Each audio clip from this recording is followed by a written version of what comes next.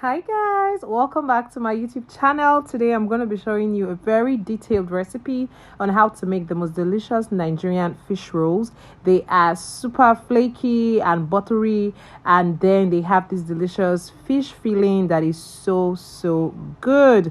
And this recipe is so straightforward, you'll be able to make it in no time.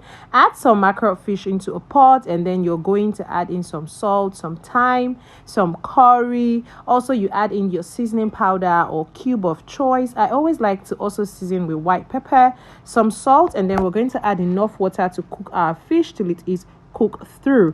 Cover your pot and just allow that to cook while we go in with 2 cups of all-purpose flour, 3 tablespoons of sugar, 1 teaspoon of salt, and 1 teaspoon of baking powder. You're going to give all of these dry ingredients a really good mix till it is well combined before we're going in with our butter. You can use butter or margarine, and we're using 2 tablespoons.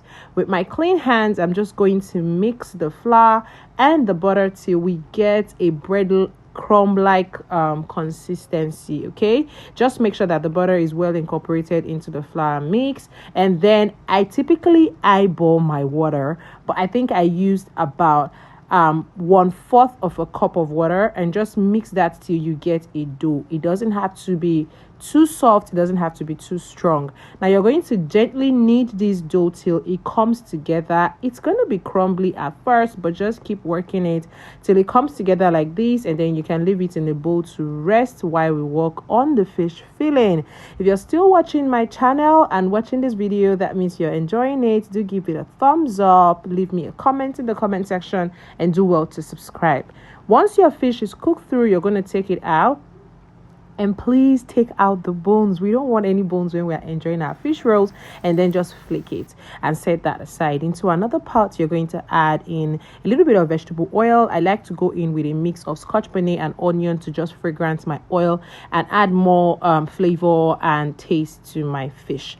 I go in with my flaked out fish, and then I fry that for a bit before I add some shredded cabbage. This is my personal preference, so you can completely leave it out, but trust me, it is so good. I'm going to fry that for another like 5 minutes till it's properly fried, and then I set it aside.